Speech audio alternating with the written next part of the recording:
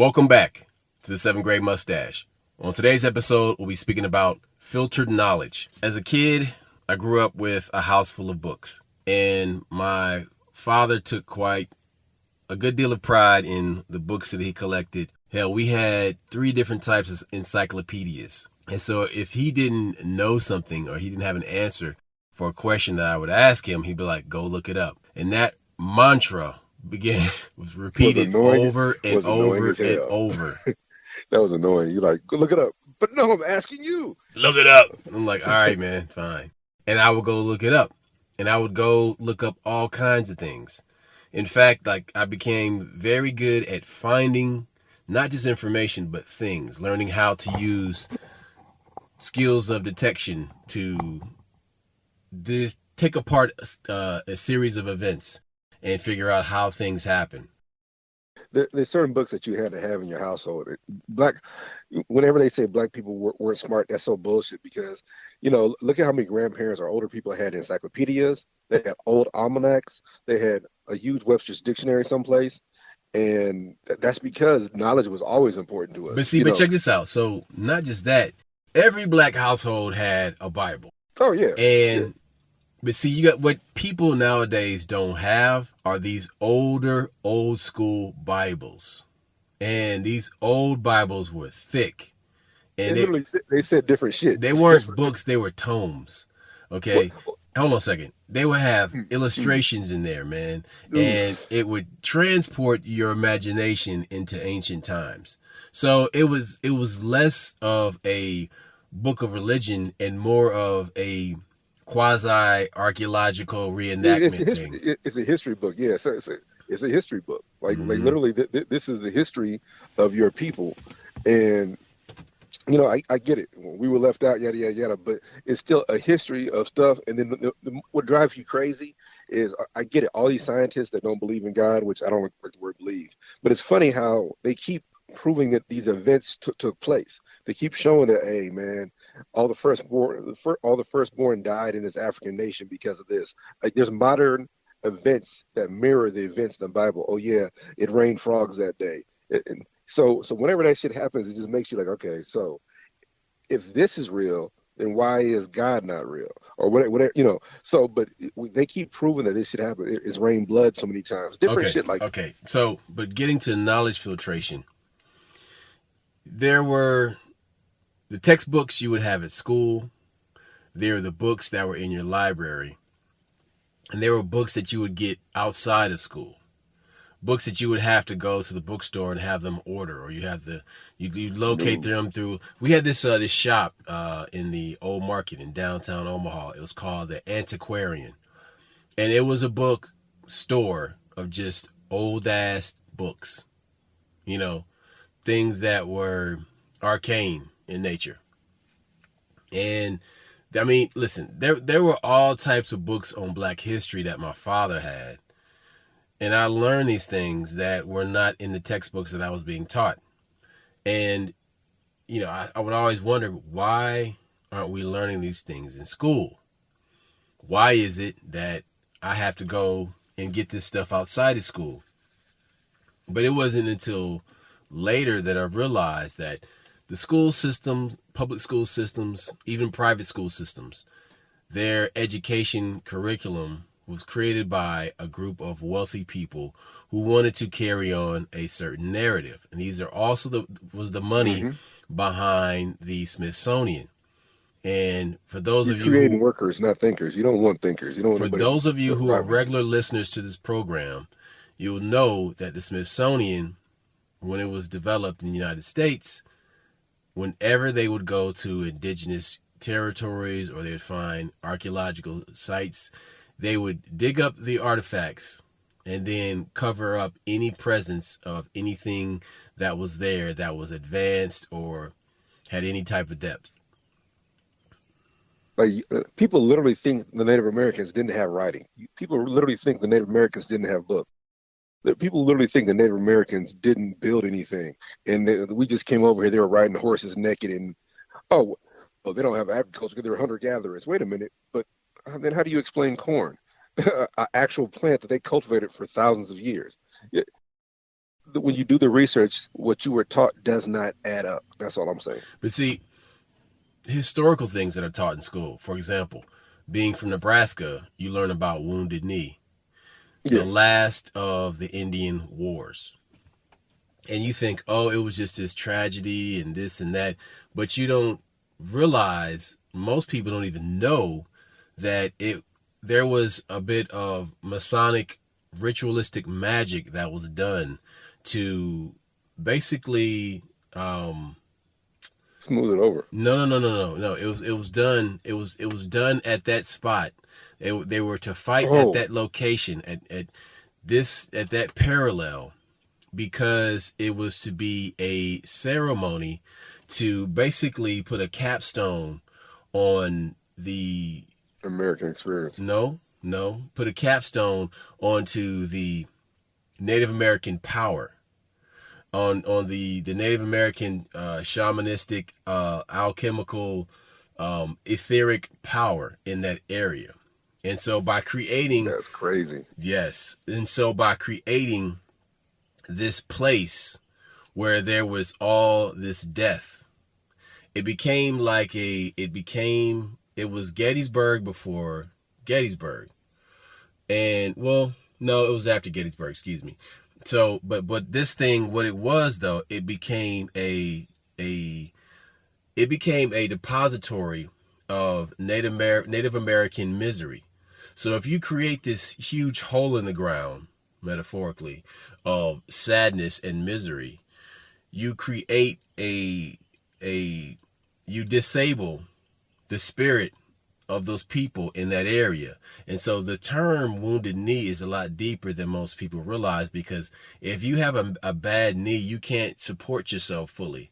You're not as vigorous as you were before. And You so can't move around. That's crazy. no, but your gait has changed. You don't walk with power anymore, right? You're disabled. And what it's saying You're is that you infirm. disable the You people become forever. feeble.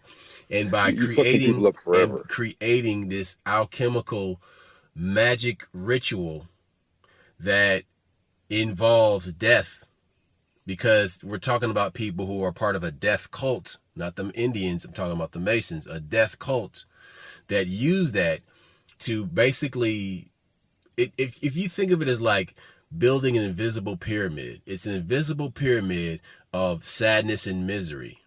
And it's almost like a large shackle around the spirit, the collective spirit of those people on the astral plane. See, just because you can't see it doesn't mean it's not there. It's like you're referring to the pyramids in Egypt. Like you can see those with your eyes, but this is something that you feel with your spirit that will forever fuck up these people. That and what we talked about in the past podcast. But if anybody who wants to look for reference, Skull and Bones. When you find out who Skull and Bones they are, this is completely relevant to this situation. Exactly relevant to what he's talking about. Because we're told that those Skull and Bones belong to who? Geronimo. And that which Bush was it? It wasn't it's the first Bush. They literally raided this man's gravesite and they used that as a symbol. George W. I know, but I can't remember there's three Bushes, so I don't want to give the wrong name. It's not Herbert, but it's the first George Bush at Yale when he was a telegraph worker in the middle of nowhere, and they come across this, and they created this secret society. So yeah, they worship death. Oh no. He didn't come across that. He asked to be stationed there so that he could go and find these things. Yeah. Well, but the bottom line is what you're saying, that there's reference points. There's other things that reference that. That's so fucked up. Like I said, you just said some really deep shit that these people literally create a fucking death monument. There it is. That's a death monument. Oof. It makes my stomach hurt. Oh, that's some deep shit. But I guess the point we're making is that's what we mean by filtered information. Like literally, you learn about the massacre. You learn about how many Native Americans were treated, but you don't understand the significance to specific events, specific massacres happening at a certain place. You don't realize that these ceremonies are taking place right in front of you, and this is when you start dealing with Masons in college, because I went to black school. and the Masons would kind of court you a little bit, and they would tell you stuff like, "Oh, you don't understand what this is really about," or they Dude, would tell you, dude, remember the Bible handbook? oh yeah, of course, yeah, Okay, basically what this Bible handbook is it is a it is a Masonic version of the Watchtower pamphlet for wannabe preachers, okay? Because what you get in this book is so juicy. but Hold on, but that's how that's how wait. they court you though. That's how they This court you. this shit you get in this book about the Bible is so juicy. It peels back all the layers of allegory and breaks it down on a psychosomatic, metaphysical level and tells you this is what the tree of life represents. And this is what the Garden of Eden is. It breaks it down. Do you still have that thing? Haley's Bible Handbook. I own it, but I think it's in my mama's house in Tennessee. But Pastor Listen, gave it to me. this Yeah. thing is basically okay. It said that the tree of life. Was real. No, That we, it said that it's if you take a tree and if you turn it upside down, mm. what does it look like? It looks like the nervous system that attaches to the brain. Oh yeah, it was deep shit in there. Like Oh, the more you read it, the more you like.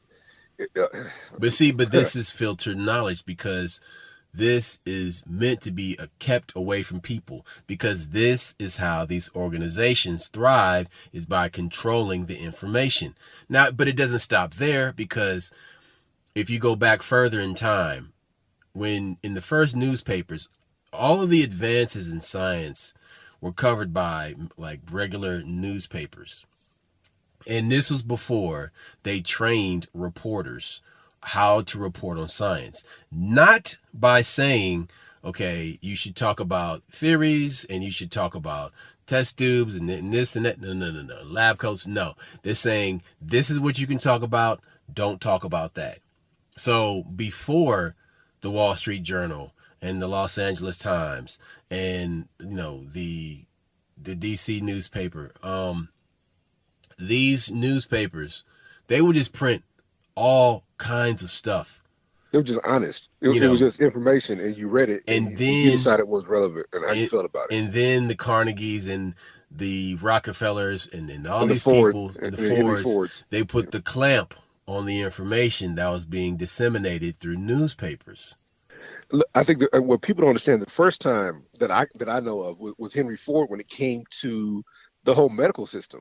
When look, they for thousands of years they knew what plants cured what diseases. Then you got people like Ford and Carnegie who took over the oil business and realized that you could make prescriptions from petroleum. So they started making shit from petroleum that causes cancer. They literally so what did he do? He creates a cancer society. So what he would do is whenever somebody would start speaking out against it, he would create an organization that was known for that whatever it was, and then that would become the leading authority to it. And like, the American Cancer Society doesn't say that, and we don't agree with that. We agree with this, and so all of a sudden he gave his bullshit legitimacy, and that's what happens with. And so all of a sudden these organizations become the voice of legitimacy for certain things. We see it all the time. How many times does the government create an organization to run an industry? Then all of a sudden, everybody who works in organizations are a former person in that industry. And now what? That industry runs the organization that's supposed to govern them or protect them. You see it in the FAA, the FRA, the ADA, the American Drug Association. Now all of a sudden is filled with people who now don't care. They just want to keep the industry going, and they don't care about your health anymore. And so we've seen this over and over. So when we talk about hidden knowledge or filtered knowledge, as my brother put it, is because like, okay, we got to keep this narrative going, because if we let the truth out, this whole American thing will crumble. Hell, racism, phrenology. We talk about phrenology was the forerunner to psychology, and all phrenology is that they judge your intelligence by how many marbles they can put in the skull. Literally, they took a black man's skull and a white man's skull. You can fit more marbles in a white man's skull, so he's more advanced than the black man. That's where this modern day psychology came from. It had racist overtones, and this is the shit we're talking about when you said filter knowledge. If you knew where some of this shit came from, you wouldn't even use the terminology anymore. Like picnic. Yeah, 100%. Okay, so going back to filtered knowledge, there are things that we could easily know.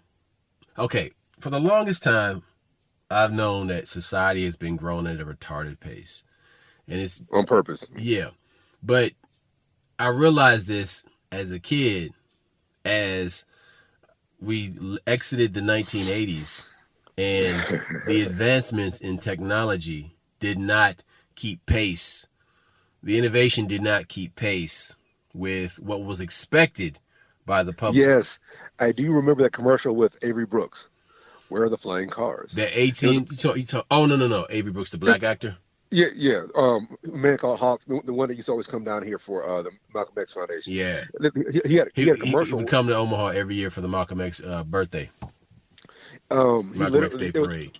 there was literally a commercial where he says, "Where are the flying cars?" And it was about investing and whatever. But the reason it was relevant is because whenever we were kids, every show that you watch, Star Trek, all these shows took place in the 90s, whether it's 1998, 1999, year 2000. And we were told, when you look at Back to the Future, all these different shows took place in the late 90s or the 2000s. They had flying cars, they had teleportation, they had all these different things.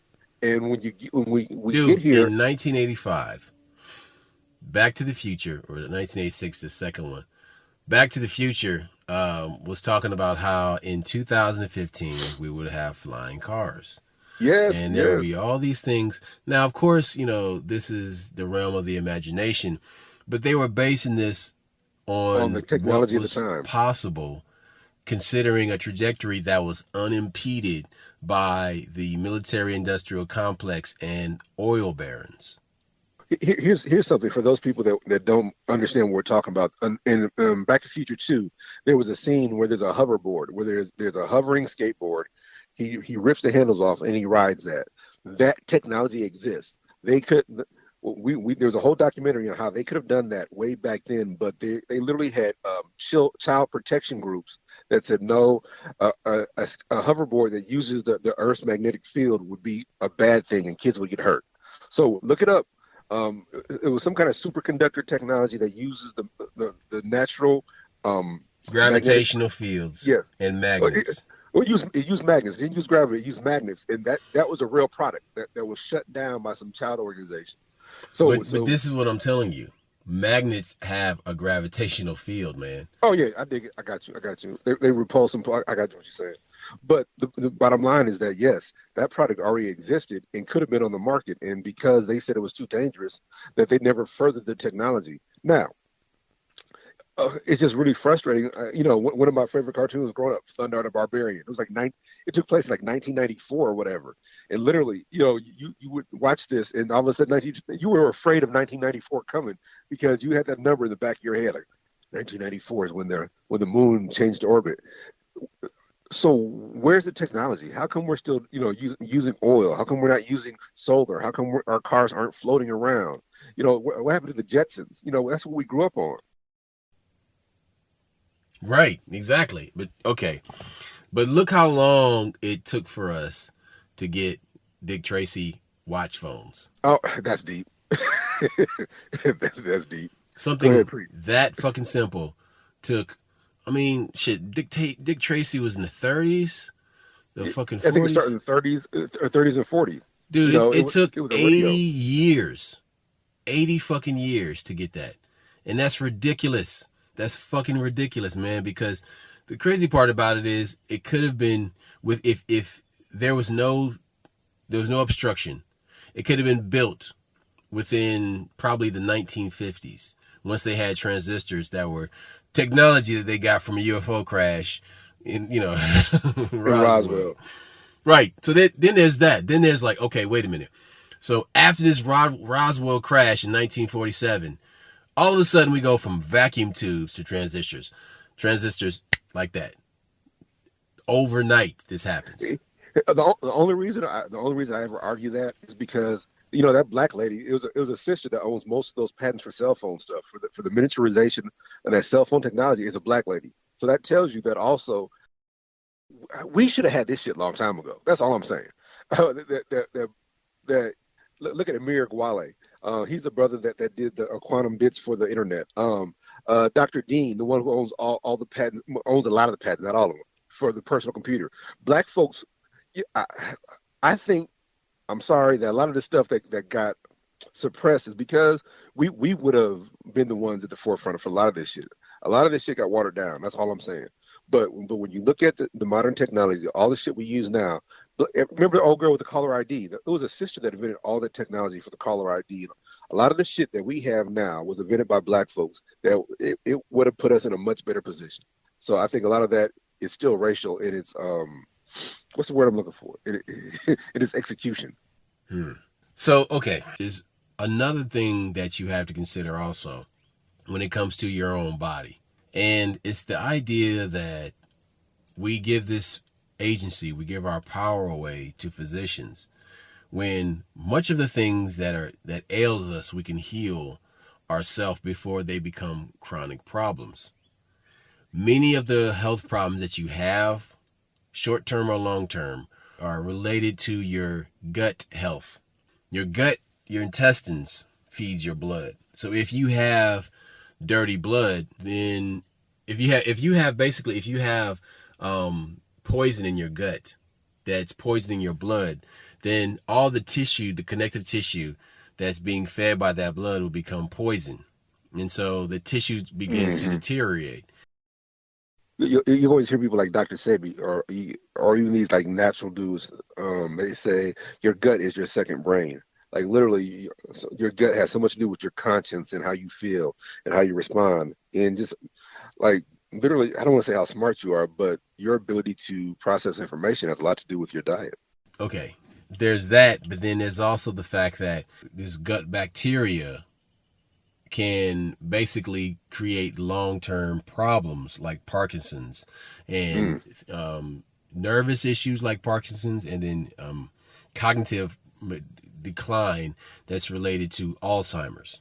And so a lot of this can be traced to the food that we're eating, and the fact that during the 1950s, when the baby boom was just starting to happen, there was this meeting with all of these food manufacturers, and they got together and said, listen, there's going to be a huge population explosion now that all these soldiers are back from World War II, and now the middle class in America is going to explode.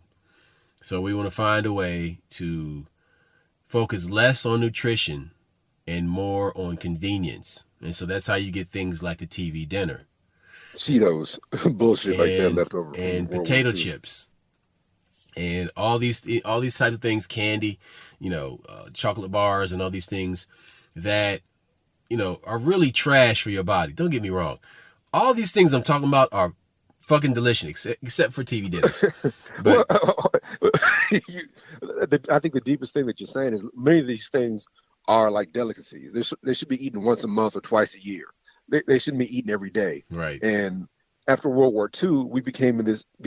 World War II dictated so much in America. Post World War II was all about ease and increasing the quality of life. But see, the problem became, okay, the definition of quality of life increases. Is that related to how much ease there is, or how better you are at your relationships with your family, your agency that increases, your ability to travel, the ability to expand your awareness and your knowledge, the access to more exotic foods instead of foods that are completely devoid of nutrition. And so it's complicated because you had access. Wait, that's the thing is, okay, because access is the gateway toward higher understanding. Yeah. So, but without this access to this information, then you don't know what you don't know. And that becomes a problem because stupidity begats stupidity. Look, ignorance is not your fault until you don't educate yourself. Like you said, some deep shit. How about this? I had an argument one time with a friend's wife, and I hate talking to people's women, like not in that way, but what you do in your house is your business. So I had an argument with a friend's wife, and she's like, Dogs should only eat dog food. Now, I grew up with your mom. Your mom gave the dog whatever she wanted to, but so I'm like, okay, so let me explain this to me. So dogs only eat dog food. Yeah, dog food's healthy for them. I said, well, dog food's been around for what 60 years since World War II. So what did they do before World War II? Dogs, dogs didn't exist. You're an asshole, Randy. But I'm like, no. I'm like, listen to what you're saying. Dogs have been around for what 150 million years. Dog food's only been around for 60 years. That it doesn't correlate. You give a dog whatever you give a dog. Now, are there certain foods that are part of that dog's development that would make more sense? Yeah, that's why I crack an egg on my dog's food. Either you can go buy the essential lipids, or you can crack an egg and my dog has a shiny coat. They've been doing this for years. And so, like I said, I stopped because I wasn't trying to have that whole. I had the conversation, but I backed off. I'm like, look, how you treat your dog is fine, but don't treat these kids and tell everybody that dogs only eat dog food. I said, dog food's only been around since World War II. That's when they came up with the idea for the kibble. And look it up. And so that was my point. You were saying some really deep shit about World War II dictated so much of the shit, so many of the brands, so much of the shit we eat, so much of the things we do, traditions, and that's the biggest crazy part when it comes to diet. So many of these foods were about food storage, and you hopefully you can try to store healthy foods. But one of the things I wanted to bring up was the longest study that they ever done. I forgot what university's doing it, but it was in the Congo, and literally the study has been an 80-year study.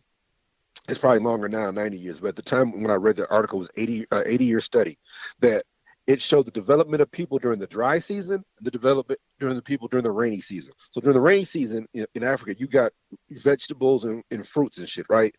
Those people developed faster and were more intelligent than the people born during the dry season, where you had to eat different foods. It's about food storage. So it was like, I guess it was like literally you can do the intelligence. These people had intelligence of like 45, and the people who were born in the dry season had a much lower intelligence and had a slower development rate.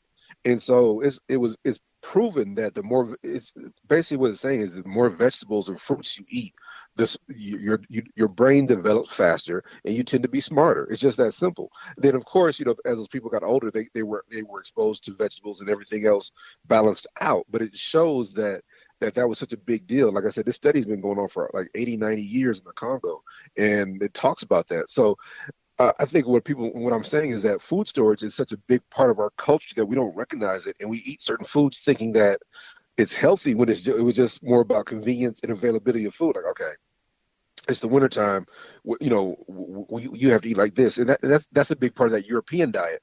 So many things that we eat are based on this European diet that's not based on health. It was based on food storage and things like that. Well, but you talk about food storage, and people back in time, as far as 50 years ago, they had pantries. It was common to have a pantry. You go over to somebody's house and you would hear the word, "It's in the pantry." You know what I'm saying? About that. Yeah, literally. Like, had a month's worth. You were kind of raised to have like a month's worth of food in the pantry. Right. But see, now you're not, though, because people don't plan that far ahead anymore. And part of that is stupidity. Part of that is a gentle push through social engineering. Arrogant. Okay, that's deep. Social engineering, and also the arrogance. You have confidence in the supply chain, which we just saw. The supply chain can break down at any time. I remember an old girl, I can't think of her name. I don't want to give her the wrong name, but she was that one lady out of Chicago, and she was talking about how, if you ever pay attention to these foreign people, she said foreign peoples have a food corridor. She said the Africans have them, the Arabs have them. All these people who come over here have a food corridor. And a lot of these stores that are belong to the foreigners, they're not buying food from Nash Fitch. They're not buying food from these American establishments. They're buying food from their people and shipping it over through their food corridor. And that's something that when you hear about the supply chain, that as Black people, we're way too dependent on the establishment. And if something happens, we're the first ones to get sick, or we're the first ones not to be serviced. So I think like when you talk about hidden knowledge, or filter knowledge, we honestly believe that, I don't know, certain foods are healthy and they're not. And we're told to consume this, but you don't know why. Um, I just think that there was always a balance of with, it's kind of like religion. They tell you, don't do this or you go to hell. Well, we were taught that certain foods go together and you don't know why. And you assume it's because of taste, but looking back, look, me and you had talked about sauerkraut and, and all these pickle foods, kimchi, if you're Korean or whatever, or certain pickle foods have that vitamin D. Is a D2 in it? And I'm looking back, how many times do we not understand food combinations? Maybe these food combinations were actually our ancestors making sure we had the nutrition that we needed and we not realizing it. The food, I saw that special on African foods, and you realize that fish, and they have an African dish where you eat fish and you eat some kind of tomato stuff. It's almost like eating, fish and spaghetti is like an American thing, a Black American. It has its roots in Africa, and they have hot sauce they put on their fish. And I'm like, so many of these traditions, attribute. I get sick of the word slavery, as if the slavery was everything. But there's certain things that we bring over, and we don't realize that that's part of. We were doing that back in Africa, or this was being done for many years, but it's a reason. It was a health reason attached to as my actual point, that we don't realize that there's a lot of vitamin C in this, or there's a lot of antioxidants in that hot sauce, and that actually helps break down the food. I remember the other day you told me, like, hey, doctor, eat a mango. You need to consume a mango because you had papaya. too much of it. Papaya, excuse me, papaya. And so it's really interesting that these food traditions may be for health and not be so much cultural as you. Dude, I was talking with somebody from Senegal recently, and she was talking about we were talking about the papaya, and she was like, yeah, we eat that all the time back home. She's like, we eat the seeds, women crush up the seeds and like rub it on their face because it's like good for your skin, and there's all these types of like medicinal properties of the plant. But this is the thing, man, like, we're not taught this in school. Like, this useful shit is not taught to us in school. Because breaking that down. Yep, breaking that shit down. Because is that they want to keep that knowledge separate so that they can basically prey on your ignorance to sell you products based on how ignorant you are. And they literally tell you that shit doesn't work. They literally tell you that if you do this, it won't cure that. And like, I'll give you a good example of one. Go ahead. Turpentine. I'm listening. Turpentine. As a kid, I would see it at the hardware store, and it always had skull and crossbones on it. Poison, poison, poison. Mm-hmm. Turpentine is the essential oil of pine trees. Now, there was a story about this guy, this white dude who had enslaved Africans, and he got sick and he was on his deathbed, and he said, listen, he said to the black people that he owned at the time, he said, look, I know you guys got some kind of special medicine you use when you're sick. They put turpentine on your chest, right? He said, just please heal me, and I'll give you whatever you want. I'll set you free. I'll give you some land. He's like, but you got to heal me. I can't die right now. So they got the essential oil of the pine tree. They gave him teaspoons of this. He was healed, and the man kept his word, and he freed these people from slavery. Now, the descendants of those people, these black people in America, were always known to have good health and live a long life, because whenever they would get any type of chronic illness, they would take a teaspoon of turpentine, and their constitution became strong enough so that it doesn't harm them. And so the thing is that turpentine did not get the skull and crossbones on it until the 80s. Because it was then that the pharmaceutical companies realized that this is a curative medicine, and that, yes, you can use it to clean things, and it's also medicine. So, but we can't have people healing themselves of intestinal parasites at home. Oh my God.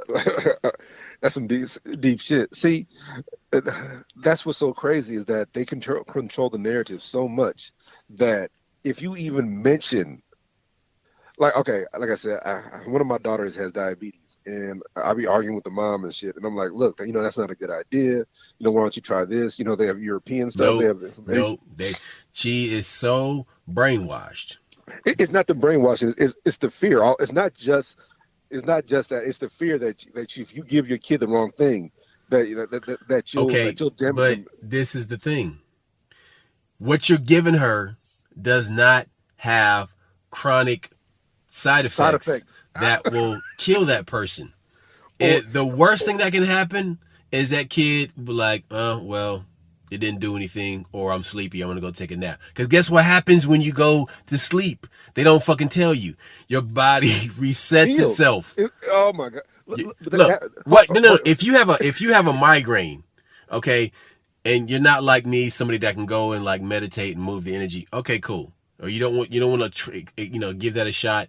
Go lay down.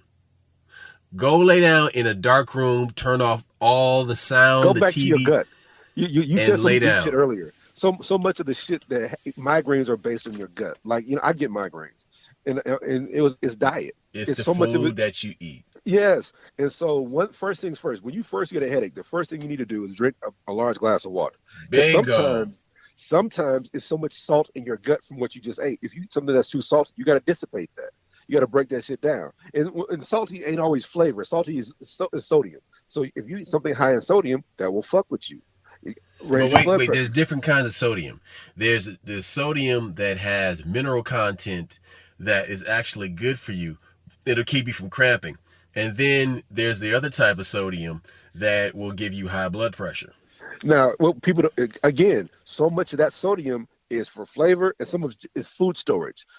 Half these damn preservatives are full of sodium, going back years. When you eat that lean cuisine and that healthy shit, read how much sodium is in the back.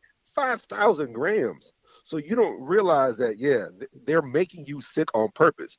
By giving you hypertension and high blood pressure, they created a new customer. That's all that is, because you don't need that much sodium on any damn thing. But I digress. Let's go back to what you were saying earlier, my brother. There's a video with Dr. Sebi, and he breaks down, he said, how come we don't have a history?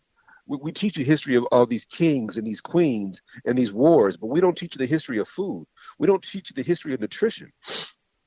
That's because if they taught you the history of nutrition, you would have no need for this modern day medical bullshit. You would eliminate an industry completely if people knew nutrition history. Like, okay, so the walnut is the first nut. Everything else is a hybrid. So you can eat walnuts. The chickpea or the garbanzo bean is the only actual bean. These other beans, and when Dr. Sebi, when you first start listening to Dr. Sebi, and you're like, he's saying some crazy shit. This nigga is crazy. He's telling you that most beans come out the Catholic Church. You're like, what the fuck? Can't nobody do that. Yes, most of these beans are hybrids. When you find out broccoli is a hybrid, it was created in the 1600s. We talked about this before in the Mediterranean. You find out the same thing with cauliflower. So you find out that these people found out early on that if you cross plants, you would create a plant that doesn't grow naturally, and then you can sell that plant and people will eat it, and they got to come to you. So you're controlling the market. They were controlling markets years ago. And so, like I said, we're talking about this secret knowledge. You see this shit all the time when they talk about Native Americans. And even when you just said some deep shit. One of the big things out there is that many black folks were already over here. We're part of the Native American population. And the fact that they would know turpentine, the pine tree, that's something native to America. That's not native to Africa. So many of these enslaved people were already over here. The Europeans enslaved people that were already there. But their knowledge, they kept. When you look at these codices, when you find out that they burn these books, why do you burn books other than to hide shit? Hide shit, yes.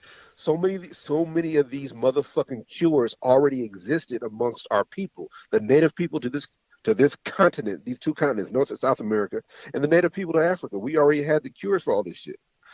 Why do you think these people were so long lived? And I think that we literally doubt our diets, like.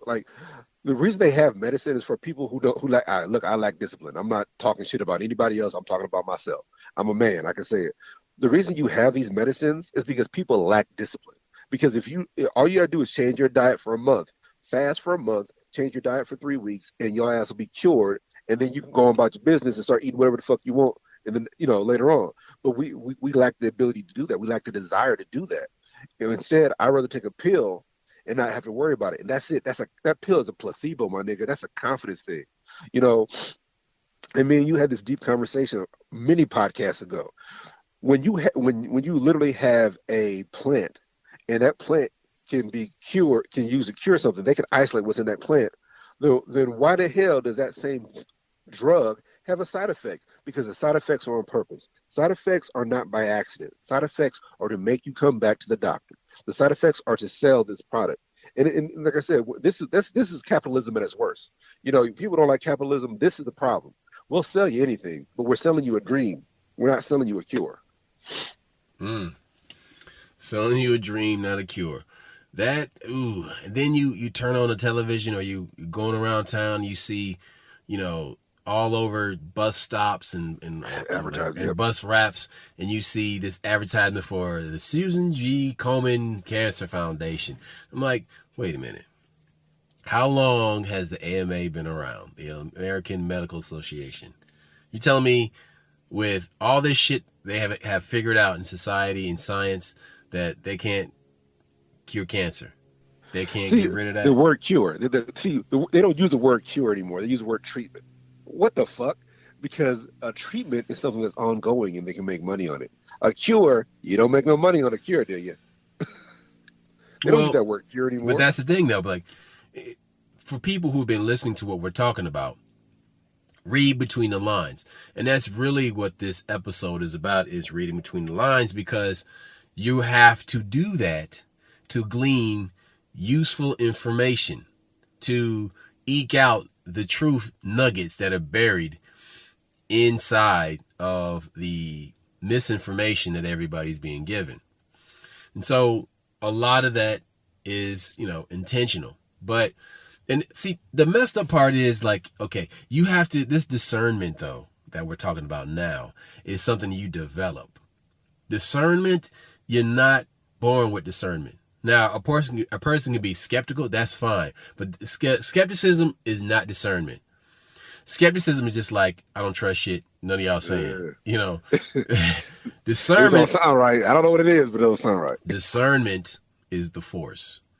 Discernment is feeling the force, is stretching out with your feelings, and using that basically connected to or told by your intuition.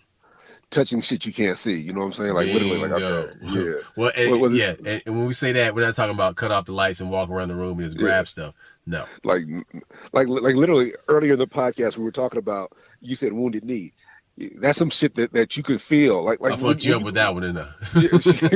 Nigga, when you go to places, you feel that shit. Like when you go to these special places, Gettysburg. You feel the sorrow. You feel the I don't know if sorrow is the right word, but it's palpable. It's tangible.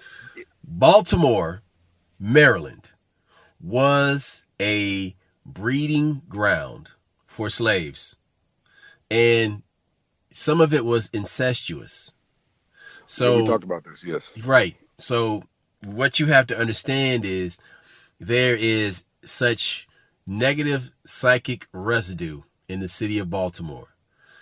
There's a reason why there's a lot of crime there, and it's not just institutional racism. It's not poverty. It's not some of that shit. No, just institutional racism is not the only reason for poverty there. Yeah, that's what I'm saying. Yeah, no, that residue, that there's a psychic residue that sits there, and that affects people who are in that area. So, okay, the first time I went to Baltimore, I liked it, but I could also tell that, one of these motherfuckers are different. Like there was something going on here. Yes. But I could tell that everybody had this zombie bite.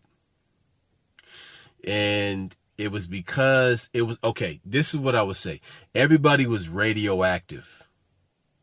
Everybody had this radiation sickness. And it's like, imagine moving your family to Chernobyl and building a house around the corner from Chernobyl power plant. Now, you dumb as hell if you think that the half-life of radiation is 30 years. Don't be stupid. No, no, thousands of years, millions of years. Right. And that's the same thing with this situation, is that just because slavery ain't no more, just because that government that existed back then and these ain't no more, but that residue is still there. You know, if you walk over that land, if you go through in that area, that hood, those buildings, that shit, it sticks to your soul. It sticks to you. It's crazy, man. So it's you know, I see this image in my head of slavery being this nuclear event, and the fallout just lasting for generations and generations and generations. But you read that in the Willie Lynch. Everybody says the Willie Lynch book, whatever you want to call it, the pamphlet, it's a fake or it's real. But it just when you read this shit and you realize that so much of this shit that was perpetrated on us was intentional, because you knew it would last generations. That, like I said, whether or not people say that the pamphlet's not real. You know, we read it when we were in high school, and when it talks about quadroons and woodroons and how the mixed people will go against the darker people, all this, and it talks about this stuff. And Willie Lynch was supposed to be a slave owner that came to the area, and he was just a specialist or whatever. Well, but see, hold on, no. He wasn't just that. This motherfucker was the Tony Roberts of slavery. Of slavery. So like, this motherfucker, stage, like, you have a slave, and you have a slave, and you too could be a slave owner. It's like, you only got one slave, you got two slaves. That's what not kind of enough. Is you? Exactly. Yeah. So, but he would give these talks all throughout the Caribbean, all throughout the United States. You know, this dude was the Tony Roberts of slavery. Now, here's the issue. Anybody, okay, so say for instance, Willie Lynch wasn't real, but we know there were people that were real that did the exact same thing. The one that talked about this was a Blumenbach, the one of the slaves in South Carolina, where they were like, "Hey, how come we can't control our slaves?" So they go back to Germany and ask this dude Blumenbach. He's like, "Hey, what?" He said, "Have you ever heard of the Mali Empire?" He said, "Yeah, we've heard of the Mali Empire. Is West Africa. Well, so have your slaves. So as long as your slaves know that they come from the Mali Empire, they can never be slaves." So if Willie Lynch wasn't real, there's plenty of people that were. So the bottom line is what we're saying is that you can dispute it, but the effect is the same. That literally this affected us. That you have to eliminate a person's past to enslave them for many years to come. Enslaving somebody costs too much. But being a slave is cheap as fuck. Do you understand the difference? That when you put chains on somebody and force them to work, it's going to cost a lot of money. But if you make them a slave in their head and their kids see this shit, their kids ain't going to want to go through it. So their kids will obey you and do this. So it's a process to enslave people. The point we're making when it comes to this hidden knowledge and health and all this other shit is that they perfected the behavior on us. Now they do it to everybody. Now they like, hey, y'all don't know where y'all come from. I read an article, and me and you had talked about this off the air, where Benjamin Franklin was talking about the different races and how many of these races were not considered white. In fact, Germans, Russians, Norwegians, all these different races were considered black. It's crazy. So what happens if all of a sudden all these white people are considered white when they weren't considered white before? Well, they were literally considered black people before. And so now Italians weren't considered, white for many years. So all of a sudden you have a bigger group. And now these people completely forget about their actual past, their actual people, and they're more, now they're pure American. They're just Americans. That's it. You've erased a whole narrative. You've erased people's history, and by doing that, you can control them. But you learn that from who? Us. You learn that by controlling us. If you erase their history, you change who they are. You change their behavior. Right. So they're essentially altering the timeline. And here's another thing, right? So let's open this bag of of Tasmanian devils. Okay, so time travel. This is banged into your head that time travel simply is not possible yet. It is the most sexiest tease of all time. It's the easiest thing to write about. Like whenever you're writing sci-fi, just stick trying time travel in there. It fucks everything up. It's always a cop out. Like Hmm. whenever you read a comic book, it's like a cop out. Like, oh, we're gonna do time travel. That's easy. And then, you'll see things that influence your way of thinking. There'll be all these like blog posts or like these internet articles about what movies got time travel wrong. How the fuck do you know? Like, you write for Slash Film, motherfucker. Like, how do you know jack shit about how time travel works? You don't know. What you do know is what I've been saying since the beginning of this episode, is that there has been a training and indoctrination of all journalists on how to report on science and not to guide people away from the official narrative. And the official narrative is, oh, time travel is not possible yet. Well, you don't know that.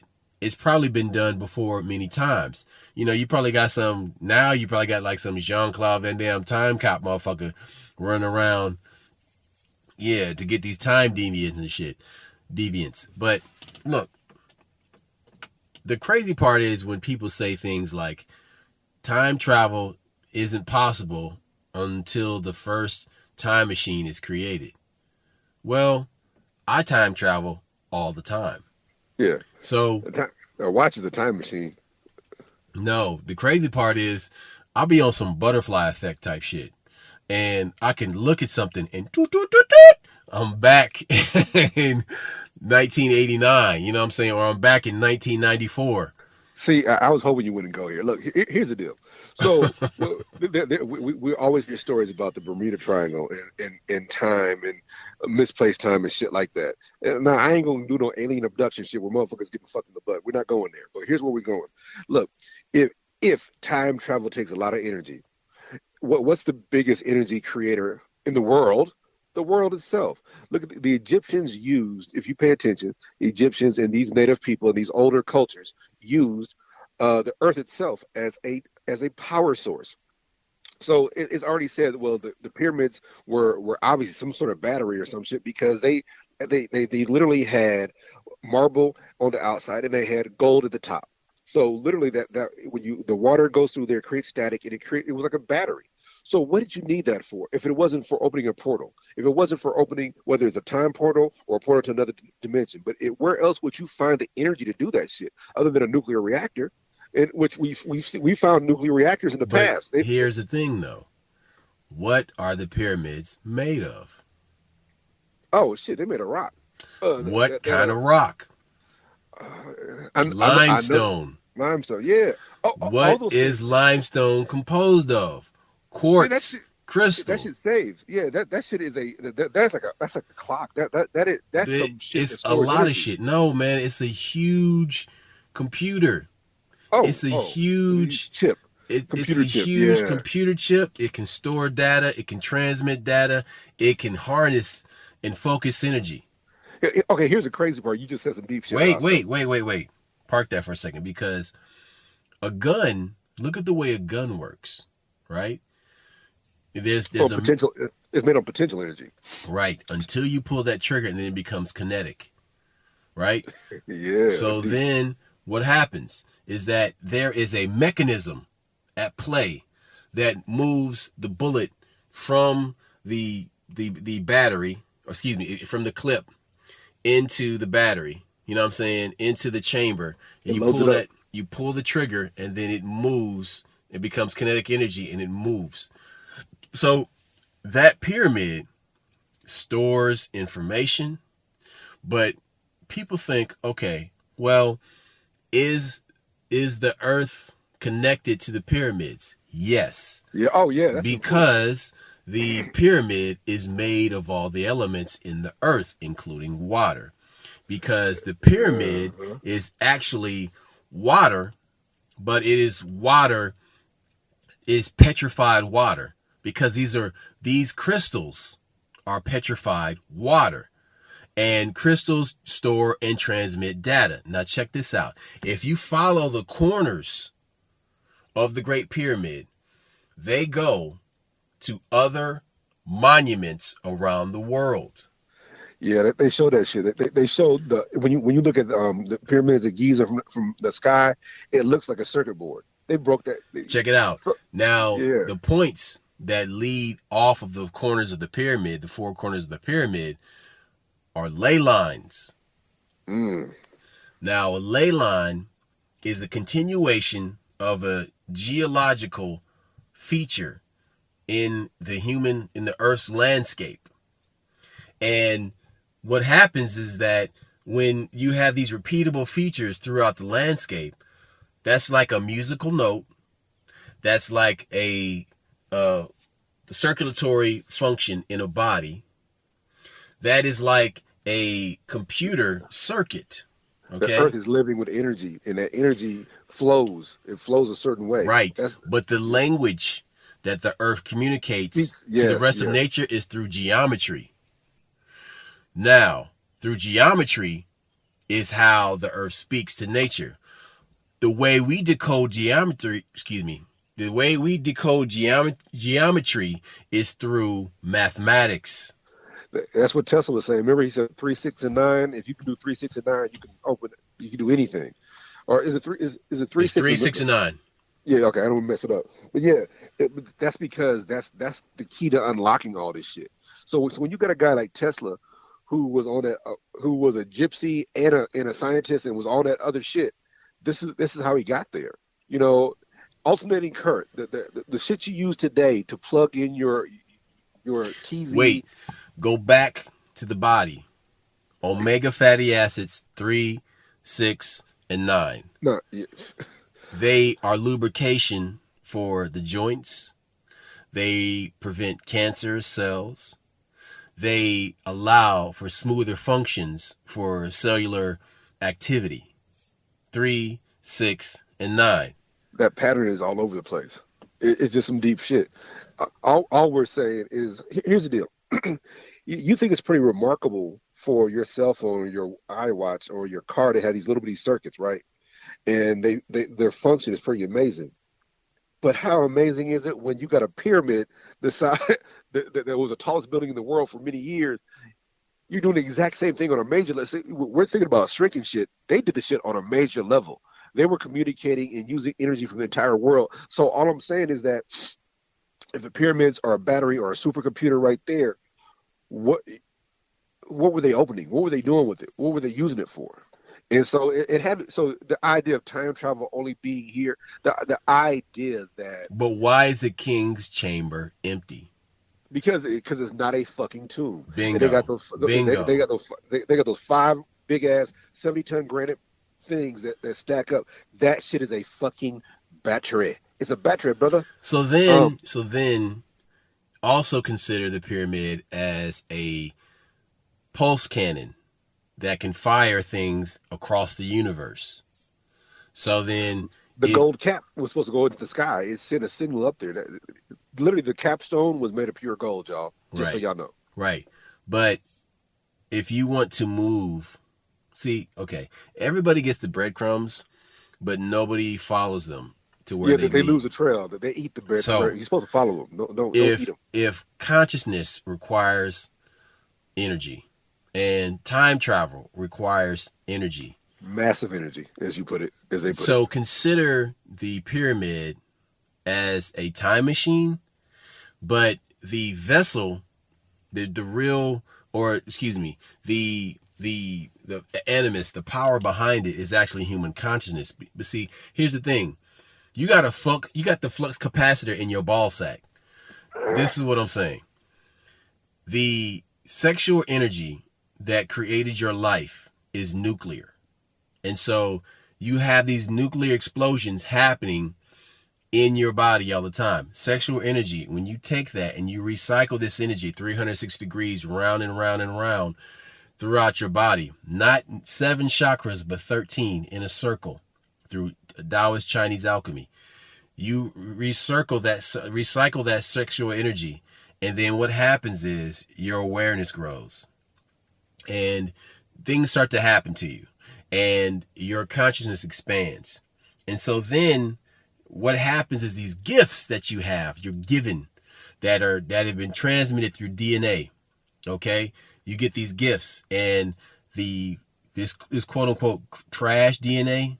See how they call it trash, because they want to dissuade you from thinking about it. Discount it. And How significant it really is. yeah. So then this what was once called trash DNA, becomes something that's palatable or usable to you. And then you can use these gifts to do things in your own experimentations. Like, for example, it's easier to manipulate the dream space or your experience in dream space. So all these things begin to happen, and then you begin to unlock all these things. But it's crazy because you're not taught this in books, because all that knowledge was filtered out, because you're not supposed to have that. Don't think about that. Look the other way, or else we're going to kill you or anybody else that's talking about this. Here's the problem. Whenever the establishment finds it, why do you think Falun Gong is so dangerous to the communist regime in China?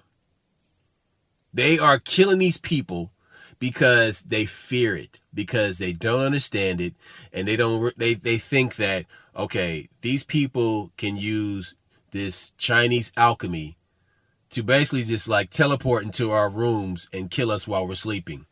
And they love to tell you the shit ain't real, but then again, they tell you shit is real. But yeah, it's outlawed though. So basically, it's the Sith versus the Jedi, but in China. Okay, a prime example. We talk about Haiti. We talking about, okay, so if voodoo doesn't work, then how did the Haitian Revolution happen? How did this tiny island defeat the three superpowers, Spain, England, and France, all at the same time? So obviously, having knowledge of the earth and nature and the parts of it is really important. Whether it's poisoning people or whether it's balancing the spirit. Or how about this? Like when I hate to say it, but nowadays for shit to be real, you got to have a white person say this shit's real. So what was it? Yeah, well, Prophet, what's his name? Yasser Prophet, whatever his name is. He's a white dude that went down in the '60s into South Africa, and there's a Limba tribe. The Limba tribe is nothing but these old black men who said, we're Jews, we're pure Jews, and this is our ancestor, and we even had our own. They said they had their own ark, like the Ark of the Covenant. So nobody believes them, right? So they do that DNA test, like I told you. Male DNA doesn't go as far back, but they had that Aryan haplotype. So if you have that Aryan haplotype, that means that you're descended from these Jewish priests, and so that means they had to go back and look this shit up. So when they find his haplotype, that means. So it's two things that this possibly means. that maybe whether it wasn't the Ark of the Covenant, but these are the priests that built the Ark. So suppose they built another Ark. Suppose they built, so they find this thing is in a South African museum right now, and it's made of that special acacia wood, and they believe that it was the Ark, or either an Ark that they had created, and they supposedly had the same powers, and they were fucking up armies and shit way back then. But the bottom line is that when these black folks start talking about it, nobody believed them. But when this guy goes down there in the search of the Ark, he finds a DNA haplotype. That means you're descended from Aaron. So what I'm saying is that this knowledge thing is really important. Filtered knowledge is even more important, because maybe that these people might have been able to create the Ark, and the Ark was the one thing that communicates with God directly. Like that was God's cell phone, my nigga. You had his number on speed dial. Hey, I just want to say something real quick for the people who didn't hear this in a previous episode. The Limba are a Bantu people of South Africa, and they have a tradition that they were led out of Judea by a man named Buba. They practice circumcision. They keep 1 day a week holy, avoid eating pork or pig-like animals such as hippopotamus, and several groups around the world also practice Judaic rites or claim to be descended from biblical tribes without having any ancestral Jewish connection. There is no Buba. They say there is no Buba in the records of Jewish history. But recently there was a New York Times article. Excuse me. It was actually it was May 9th, 1999, that where they did a genetic test, and they found that these people in South Africa were descended from a tribe in Israel. Mm-hmm. Yep. And so let's keep that out of the history books. Let's control the way kids think about this country and themselves, so that we create a type of citizen that is easier to control, and we'll carry on our propaganda, and we'll sing these goofy little anthems we just created recently to lullaby them into a sort of sleep. Now, all we got to do is come up with cheap food that has no nutrition, and they'll keep eating more and more of this food just to get the taste, even though they're not getting full, because it's not filling them up. It's just giving them a feeling. And he's going to do that because he hates his job working at this factory, where he doesn't realize by the time he retires, we'll give him 1 or 2 years of good retirement, and then we'll slowly start stealing his money away and cutting off that pension. And steal his life away too. Take everything. Pretty much. Dig up the truth, exhume the truth, use it accordingly, change your life. That's all I got. We out. Peace. Holla back.